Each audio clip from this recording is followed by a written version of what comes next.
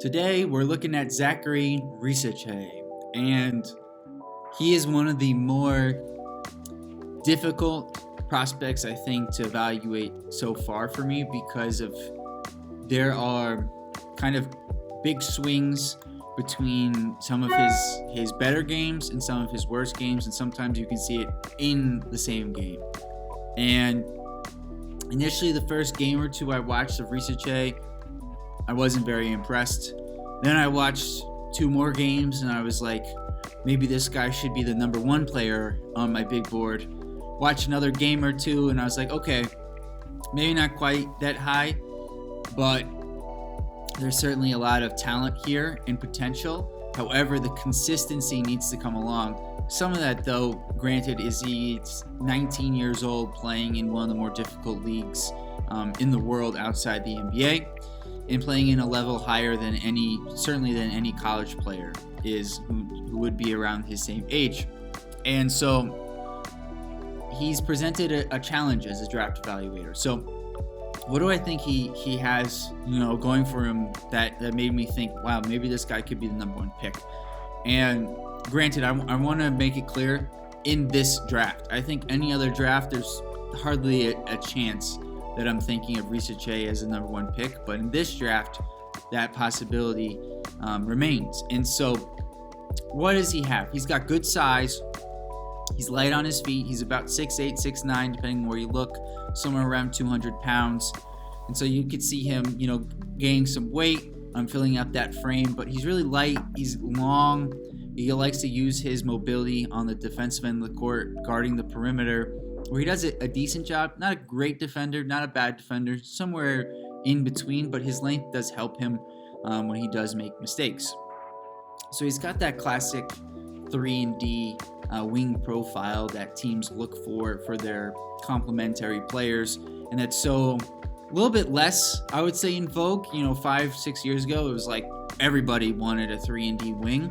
Now I think some of the bigs are coming back, so you're seeing it not focus as much, but at the same time, it's a position where most teams are looking for somebody like that because it's hard to find players in that ilk who can not only shoot the three and guard, but can also put it on the floor and score for themselves.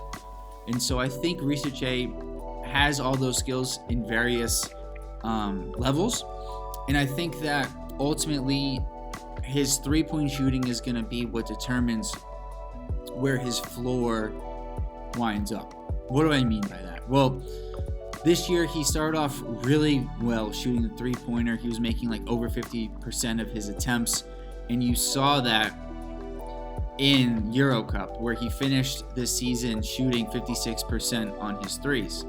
Now, back in the French League, he shot 35%, which is still a pretty good number. And so I think his three-point shooting improvements, from his previous couple of years, the attempts were much lower. His playing time wasn't quite the same as well. He's a young guy. He's improving. I think three-point shooting improvement, I think it's relatively legit, especially at the league he's playing at. So I think he can shoot 34% as a rookie.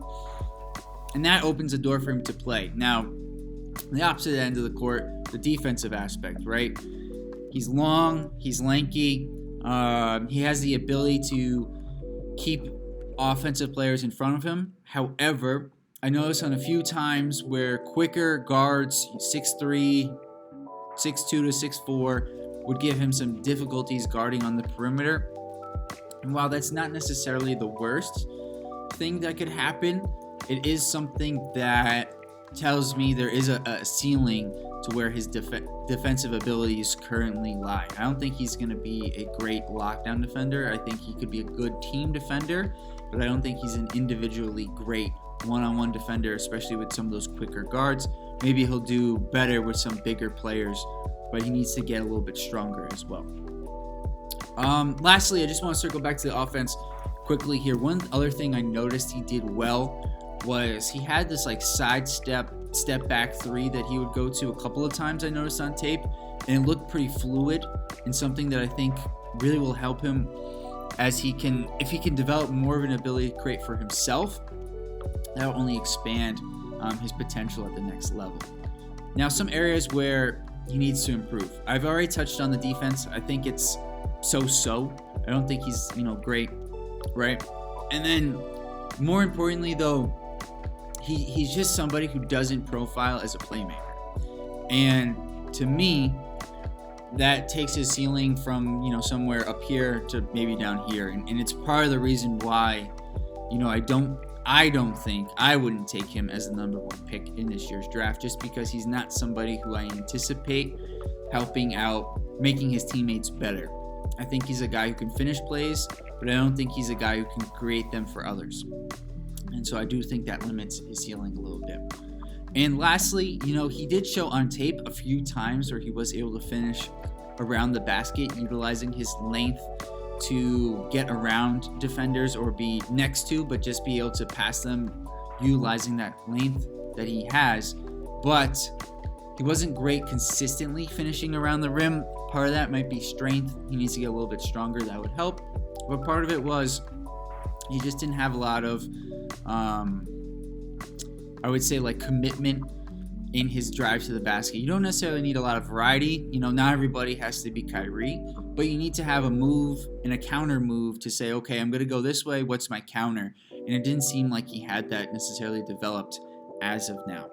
So, like I mentioned at the top of the video, I think he could go anywhere between 1 and 12. I don't think he'll go 1, but the lottery hasn't played out yet, so you never know who ends up with the top pick. Maybe they're looking for that 3-and-D wing profile, and Risacher is somebody who fits that profile for them. To me, and a positive in terms of a draft comp, like on the positive side of things, would be somebody like a young Mikal Bridges, somebody who can slot in immediately, hit the 3 ball. The only thing I have to admit, though, in this comp is he would be a Mikal Bridges, but not quite as good on defense. He has the same profile. He looks similar when you watch him play, but I thought Mikal Bridges was a better defender coming out of Villanova. Now he's also a couple years older, so there's still time for Risacher to develop there. And lastly, a couple of teams I think would be a good fit for Risacher would be the Spurs. Nice fit. Obviously, he can go play with his countryman Wembanyama. They've got tons of holes they still need to fill. I think he could be a good fit as the wing next to Devin Vassell over there. Also, teams like the Pistons, they could certainly use a wing. If his three-point shooting is legit, they really need three-point shooting, so he'd be a big help there. And then lastly, the Hornets, where I think he could form a good wing tandem with Brandon Miller. You've got Mark Williams as your future center. Hopefully LaMelo Ball can stay healthy, and now you've really started to find, the makings of a young core in Charlotte. So let me know what you guys think about Risacher. Next up for me is going to be Alex Sarr, the big man who's been my number 1 player for most of this year on my big board, but will he still be? We'll have to see. See you guys next time.